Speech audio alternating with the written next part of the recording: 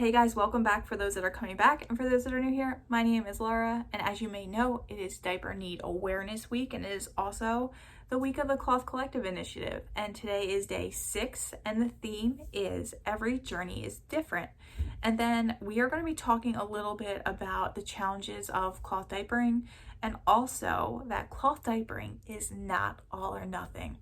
And guys, to be honest with you, this is probably my 7th or 8th time recording this video, because when I talk about the challenges of cloth diapering, you really don't think about all the challenges someone could face with cloth diapering, because so many circumstances and situations are so different that I've decided to really focus on just my challenges. Because if I talked about challenges people could face, I could go on and on and on. And I want to say, yes, cloth is not all or nothing, but for some families, cloth is not the best option, and cloth may not be an option. So I wanted to preface this video by saying that you never know what circumstances certain people are in, and you also never know what lifestyle people live. And for some people, it just may not even be a thought or something they even want to think about as an option. So I want to say that cloth diapering is not the best option for every family. So with that being said, I'm going to get into some challenges we faced during our cloth diaper journey, and this one's a big one. So this one is the trial and error phase. And I feel like this happens with every new thing you learn, but I also feel like it happens often in your cloth diaper journey. Well, not in yours, but in mine. So the first thing I wanted to talk about was the trial and error phase with systems. So you often see people say, and I say this often too, if you can, try out the different systems and see what works best for your family, because different systems work best in different circumstances. Different systems work best for different people. So try out what you can. This is a trial and error phase of cloth diapering. And we were lucky enough to be able to try out the different systems, and we kept a few different systems, but we were mainly using one system. And then later in life, when things got a little more busy, we changed to another system because it was more convenient. And then later on, when things slowed down, we changed back. There's just a trial and error phase, and also there's changes that happen in life where things just work better and things just work differently. And that's okay. So our system preference has changed over time, and I wouldn't consider it a challenge necessarily, but it is something that I also struggled with, because I was like, I don't want to keep changing systems. I don't want to keep, going back and forth and back and forth. And now we're not. I don't want to say we're not, because I might. No, I'm only kidding. We are very happy with where we're at. I'm hoping this keeps us going. We have a little bit of everything currently, and I think it's the perfect mix. But the trial and error phase also happens with absorbency. The challenge of finding the right absorbency for your child in different stages of time. With night diapering, that can be a whole challenge in and of itself. I didn't necessarily find it too hard, but when your baby experiences a leak, I feel like that's the most challenging part, because sometimes you feel bad for baby and are hard on yourself for it, if that makes sense. Whenever Grace woke up with a leak, I was like, really? How did this happen? I feel so bad. How long has she been with wet clothes, And you can really beat yourself up about it, and you can, feel almost like you failed, and you didn't fail at all. And I like to say this often, you're not failing, you're learning, and leaks happen to everybody. If you ask someone who's been diapering, it doesn't even matter if they're cloth diapering or disposable diapering, you will hear that they've had a leak at least at some point in their journey. So the trial and error phase is, I feel like it's almost every step of the way, because it was with us for laundry too. I know some people get laundry right away, they have no problems with their wash routine, everything's great. We had trial and error phase with our laundry as well. We have soft water here, and I had no idea. We ended up with detergent buildup a few times, and that was also a trial and error thing where I had to find what worked best for us in our washing machine and our water. And it took me getting detergent buildup a few times to learn what worked best. So that trial and error phase can be challenging. So another challenge that may be faced is cloth diapering with a caregiver or a daycare. And this is something that we had to think about because Grace was going to daycare. I was planning on going back to work. Grace did go to daycare, but only for a few days. But when we were planning for daycare, we had to ask the daycares that we went to and toured and things if they would allow cloth diapers. Now, luckily the one we chose did, and I asked them about style preference because you want it to be easy for a daycare to change baby. And I was worried about the daycare, getting the fit right and not experiencing leaks, because I knew if the daycare experienced leaks and had a hard time getting a good fit, they would just dread it and ultimately end up saying, this didn't work out for us, can you please send disposables? So I wanted to figure out what would be best for daycare. And I asked them what their system preference was, and they didn't necessarily have a certain system preference. They just said whatever was easier, and I ended up sending Grace with a mix of things on the first day and ended up getting feedback that the pocket diapers with the hook and loop closure were something that was super easy for them. So that is all I sent the second day.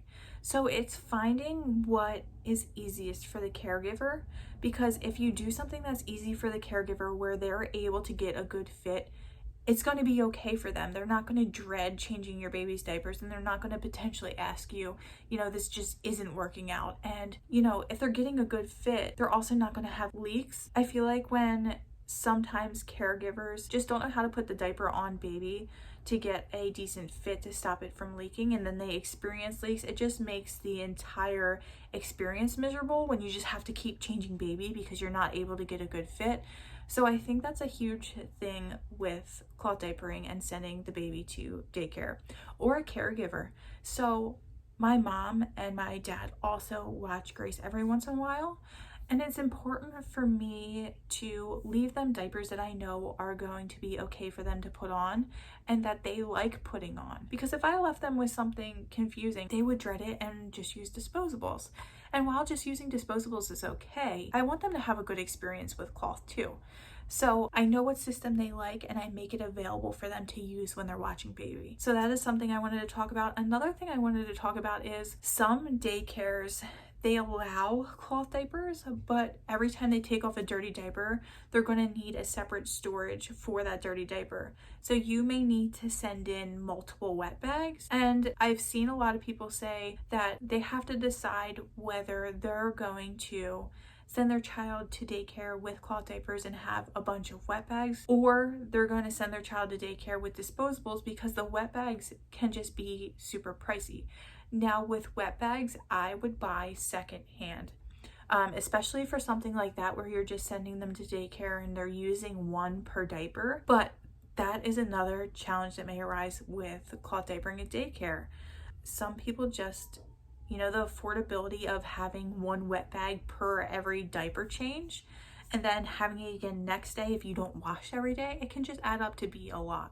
So that is another challenge that I've heard faced at daycare. And another one is not accepting cloth at all. And that happens. Some daycares just don't accept cloth at all. And, you have to decide, is it best to cloth diaper at home and send baby in disposables? I also heard that people have asked for a doctor's note for cloth diapering at daycare. And I know some people just don't necessarily want to do that, and that's okay too. Then at that point, you just have to decide whether you want to cloth part-time or if you don't. Whatever option is best for your family is best for your family, and you go with it. Don't be second guessing yourself. You do what works best for your family, and whatever that is okay.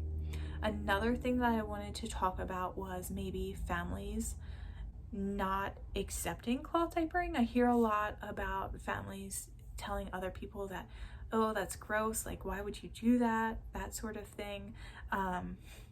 Funny story, my family was like that when I started.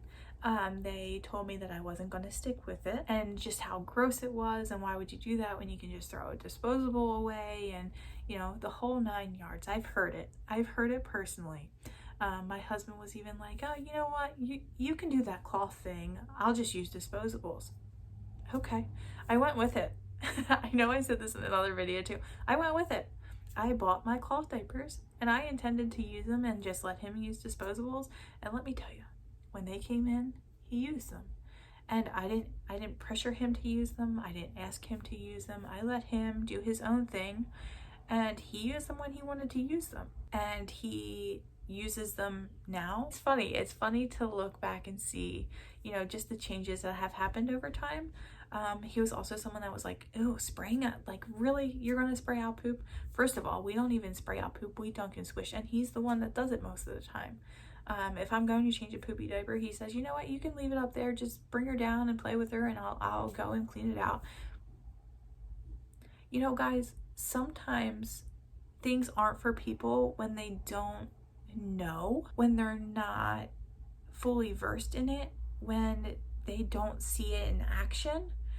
So what I took from this is he was watching me. He was watching me learn. He was watching me enjoy the process. He was watching me have a good time with it. It was something that I thought was fun and cute, and he saw it, and he was watching me put them on so he could eventually do it himself. So even if you think it's the best decision and you want it to be done, it's not something I pressured him to do, because I feel like if I pressured him to do, it would pull him away from wanting to do it more. So I let him watch and learn, and it's just become second nature to both of us. And my mom and dad were someone who were not necessarily for me cloth diapering. It's not like they were against me, but they weren't necessarily for it either. But my mom will use them, and she really likes the Assembly brand. So when she uses the Assembly brand, she's able to get a really good fit on Grace, and really confident in how she can get them on Grace and get them, you know, to have a good fit. So I leave Assembly out when my mom's watching Grace, because they're easy for my mom, and she enjoys putting those on Grace and is confident in putting those on Grace. So that is what I leave out for my mom. And although she wasn't necessarily for cloth diapering in the beginning, she's also someone who has learned and watched me grow. Now, as far as people who are just totally against it, won't want anything to do with it, I just say, let them watch you and express to them your concern about using disposables on your baby.